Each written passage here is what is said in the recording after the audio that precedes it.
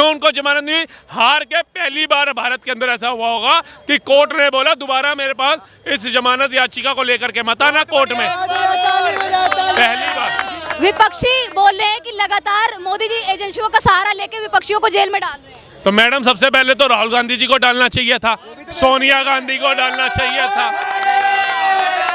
ममता बनर्जी को डालना चाहिए था, स्टालिन को डालना चाहिए था जो सनातन को डेंगू मलेरिया कह रहा था, कन्हैया कुमार को डालना चाहिए था, टुकड़े टुकड़े गैंग जिसको ये इंडियन अलायंस में साथ लेकर के चल रहे हैं, उनको तो नहीं डाला। 27 दल पूरे एक साथ आ गए और कह रहे हैं कि अब मोदी को हम पूरी तरह से हराने के लिए। मैडम वो विपक्षी नहीं थे, आपको याद होगा केजरीवाल जी के पास एक लंबी लिस्ट थी जिसमें मोदी जी का कभी जिक्र नहीं था और बाकी जिन जिन का जिक्र था, जिन जिन को जेल भेजना था वो सारे स्टेज पे, और जिनको जेल में भेजना था वो स्टेज पे, और जिसने जेल भेजना था वो जेल में। आपका नाम क्या है? मेरा नाम राहुल है मैम। सर, जिस तरह आपको पता है कि आज 15 दिन के लिए केजरीवाल को जेल में डाल दिया गया है, आप इस पे क्या कहना चाहेंगे? देखिए, चोर का सही ठिकाना जेल ही है, भ्रष्टाचारियों का सही ठिकाना जेल ही है, देश के गद्दारों का सही ठिकाना जेल ही है। और अगर केजरीवाल जी जेल गए हैं तो कोई नया काम नहीं हुआ।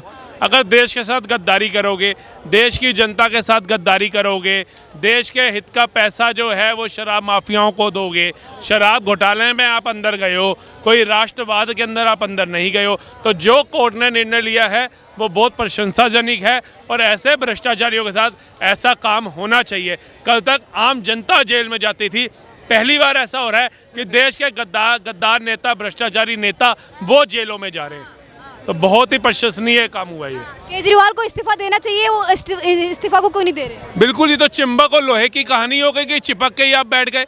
या तो आप बोलो कि भैया आपकी पार्टी के अंदर कोई सक्षम नेता बचा नहीं है, इसलिए आप उसको मुख्यमंत्री का पदभार नहीं देना चाहते हो। आप आपकी खुद की वाइफ का आपने आगे कर दिया है, हर जगह वो नजर आ रही है बोलती हुई, आपका बेटा, आपका भाई, तो उन्हीं को मुख्यमंत्री बना दो। एक महिला सीएम भी तो बनाओ दिल्ली के अंदर, पता चले, लेकिन नहीं बनाएंगे, नहीं बनाएंगे। परिवारवाद को आगे किया जा रहा है, जो कल परिवारवाद के खिलाफ थे आज परिवारवाद को आगे किया जा रहा है। आतिशी, इनके कैबिनेट की मंत्री, वो पीछे बैठी हैं और इनकी अर्धांगिनी सोनिया गांधी जी के साथ स्टेज पे आगे बैठी हैं। सुनीता ये कह रही है कि भले केजरीवाल को जेल में डाल सकते हो, लेकिन उनकी जो सोच है, उनके जो विचार हैं, उनको जेल में नहीं डाल सकते, वो अभी भी दिल्ली की जनता के अंदर। मैडम, ऐसे सोच विचार तो कोई भी अपने अंदर जीवित नहीं रखेगा। देश के साथ गद्दारी का सोच विचार कौन जीवित रखेगा? देश के साथ भ्रष्टाचार का ये कौन जीवित रखेगा? ठीक है, देश के युवाओं को, महिलाओं के लिए शराब पिलाने का जो ये इन्होंने घिनौना अपराध किया, उसको कौन अपने जीवन के अंदर अच्छा रखेगा? कौन रखेगा? वो तो अपने आप को कट्टर ईमानदार बताते हैं ना केजरीवाल। मैडम, अगर इतने कट्टर ईमानदार हैं तो बड़े बड़े धुरिंदर जो वकील हैं, कपिल सिब्बल जैसे, सिंधवी जैसे, जमानत क्यों नहीं दिला पा रहे?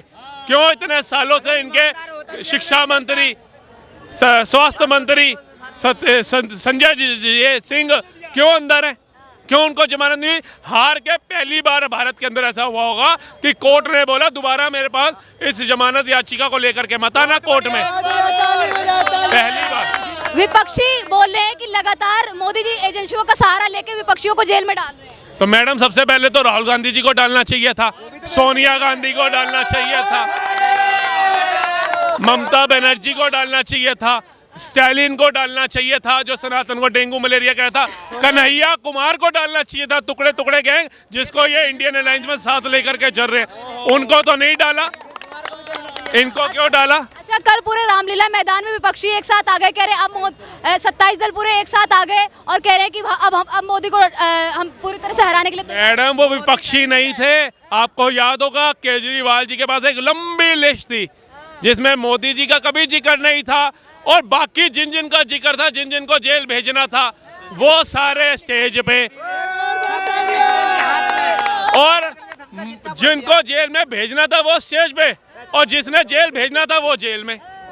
उल्टा हो गया, खेला तो इनके साथ कर दिया कांग्रेस ने। अच्छा, ये बोल रहे हैं, राहुल गांधी बोल रहे हैं कि जो मोदी सरकार है उसने पूरे तानाशाही का माहौल बना रखा है पूरे देश में और विपक्षियों को लगातार जेल में डाल रही है इलेक्शन से पहले। अरे, इस इंसान को थोड़ी शर्म है, इनके गुरु को कांग्रेस के कार्यकाल के अंदर तिहाड़ जेल में 24 घंटे रखा गया था आंदोलन से उठा करके।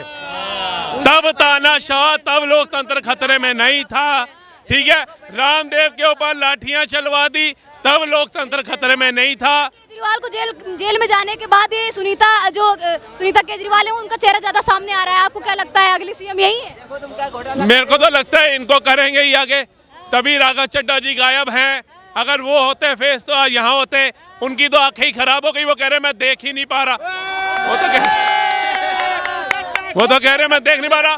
और हैरानी की बात ये है कि इतना अस्पतालों में पैसा नहीं लगा बनाने में, कहते ना रीपेंट करने में इतना पैसा नहीं लगा, रेनोवेशन में इतना पैसा नहीं लगाया जितना इन्होंने प्रचार में लगा दिया। दिल्ली के अस्पताल और आँख, छोटी सी आँख का ऑपरेशन कराने वो लंदन और इंग्लैंड भागे हुए हैं। स्कूल इतना बढ़िया, कोई निगम पार्षद, कोई विधायक, कोई इनका मंत्रिमंडल का नेता, किसी के बच्चे स्कूल में नहीं। अच्छा, केजरीवाल ने समन जब आया था तो समन में बोला था कि 8 समन हमें भेजें, 8 स्कूल बनवाएंगे। क्या वो 8 स्कूल बनवाए इन्होंने? मैडम मैं कहता हूँ भारत की जनता में कोई भी बता दे केजरीवाल जी ने एक स्कूल जो जमीन खरीद करके जड़ से बना करके खड़ा किया हो। एक स्कूल, मैं तो कह रहा हूँ। इनकी कहानी पता क्या है, जैसे कांग्रेस कहती है ना 50-50 हमने एम्स दिए, जनता पढ़ी लिखी, उसने कहा देखे कांग्रेस बड़ा एम्स करती है कितना।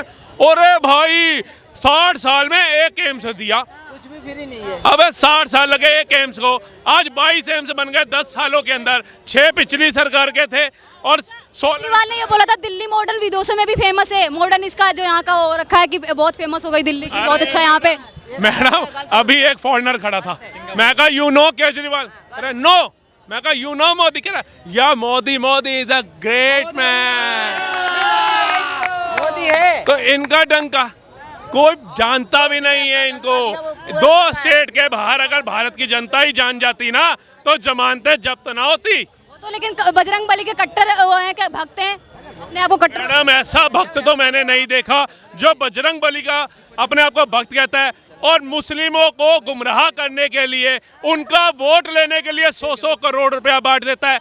हिंदू मुस्लिम भाईचारे को खराब करने के लिए ऐसी रणनीतियां लेकर के आता है और फिर कहता है मोदी जी हिंदू मुस्लिम करते हैं। आबू दुबई मंदिर कैसे बन गया, इस्लामिक कंट्री है। कुवैत से 9 सैनिक कैसे आ गए, मुस्लिम कंट्री है। 282 से 330 सीटें कैसे आ गई अगर मुस्लिम इतने ही अगेंस्ट हैं तो। मुस्लिमों को भी पता है, मुस्लिम्स को भी पता है कि हमारे कंधे पे ये बंदूक चला रहे हैं, जैसे हमारे बाप दादाओं के टाइम पे विपक्ष चला रहा था।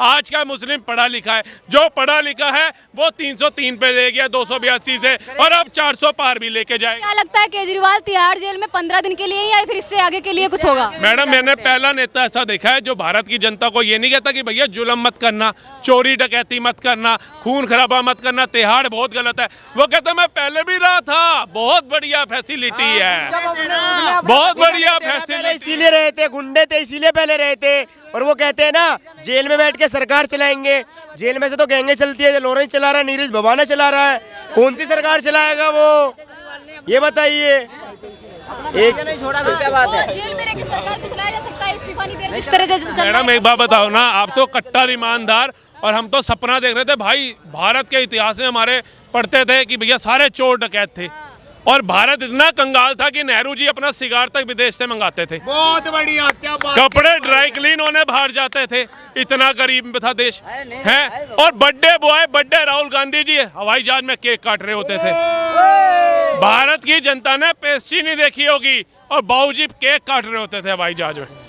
क्या लगता है 2024 में किसकी सरकार आने वाली, किसको जनता चुनेगी? मोदी सरकार। मोदी सरकार जितने कार्य कर रही है, अगर विपक्ष ने विडंबना करने, निंदा करने के अलावा अपने शासित राज्यों में काम कर दिए होते तो जनता हो सकता है कुछ 2-4 वोट इनकी झोली में डाल देती।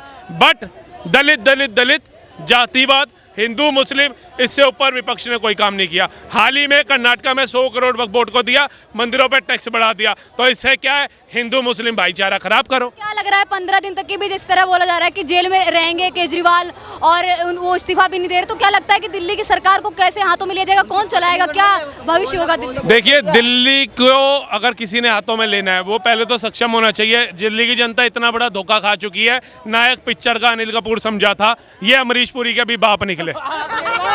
ठीक है, तो जनता अब इनको 2025 के चुनाव में सबक सिखाएगी, ऐसा सिखाएगी, क्योंकि ड्रामेबाज जितने ही हैं, लालू जी भी फेल है, कपिल शर्मा भी फेल है।